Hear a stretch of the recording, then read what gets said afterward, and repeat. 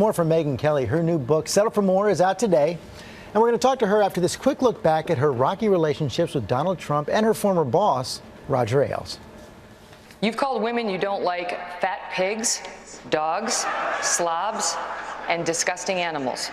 The feud began with that first question at the first debate. What I say is what I say. And honestly, Megyn, if you don't like it, I'm sorry. I've been very nice to you, although I could probably maybe not be based on the way you have treated me, but I wouldn't do that. A torrent of insults followed. Trump called Kelly a bimbo, unprofessional, and crazy. You could see there was blood coming out of her eyes, blood coming out of her wherever. I was referring to nose, ears. They're very common statements, and only a deviant would think of what people said. He was so very focused on me that I became the story, and you never want to be the story when you're a news person. You want to be covering the story. Now in her new book, Settle for More. It's a very personal book. It's revealing. It's been under an embargo.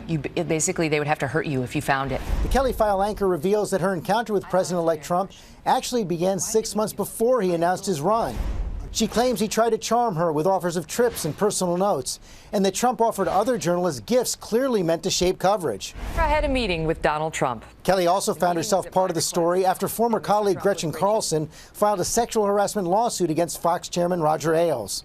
After Carlson spoke out, Kelly told her bosses that at the start of her career, Ailes made unwanted advances against her, too. Shortly after, Ailes was fired from Fox. And Megyn Kelly is back right now. Thanks for coming back. And let's start right there. You made that call to Fox co-chairman Lachlan Murdoch. What did you tell him? Well, I mean, listen, I wrestled with what to do because I wasn't sure what the truth was about Roger. You knew what he did to you. Exactly. And that's one of the bizarre things about the story is that I knew my own experience, but he and I had gone on to have 9 years of a healthy working relationship. And so in my mind, I had attributed it to he was interested in me. He was having a marital difficulty. Perhaps he was just interested in having an extramarital affair. And I didn't know. And he was explicit about that?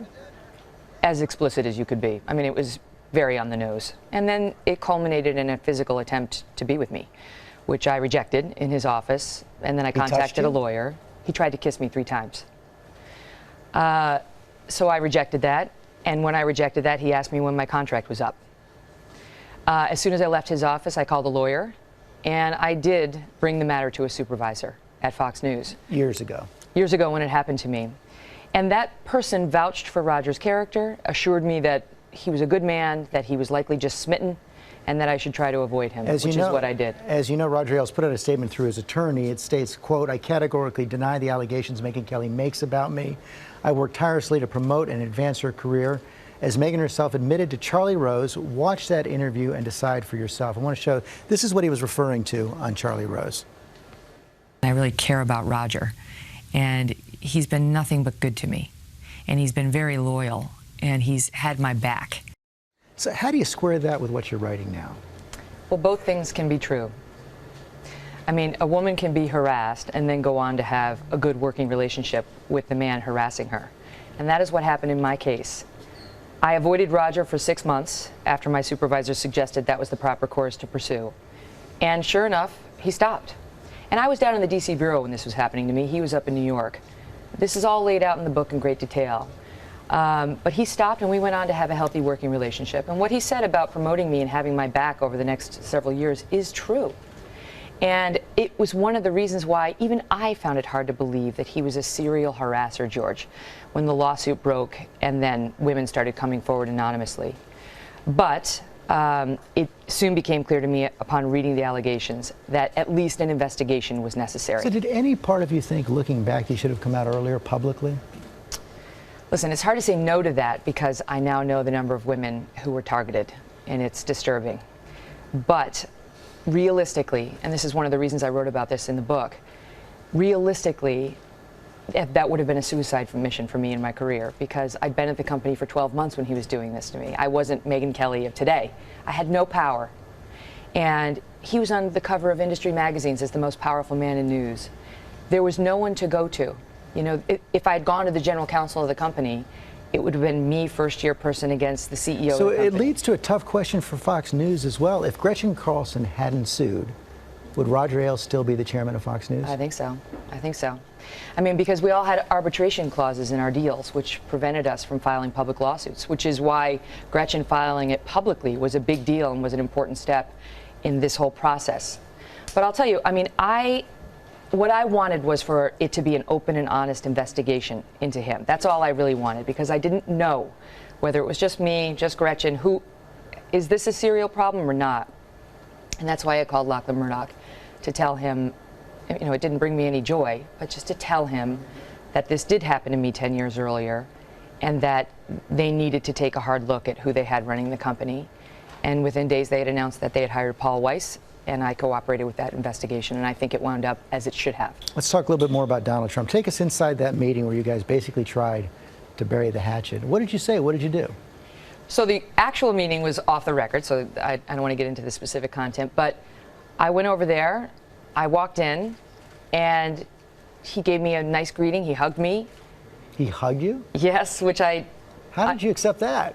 Well, I talk about it in the book, that it was bizarre, right, to be hugging this man who had tried to torment me for 9 months and who had endangered my security and all sorts of things that are detailed in the book.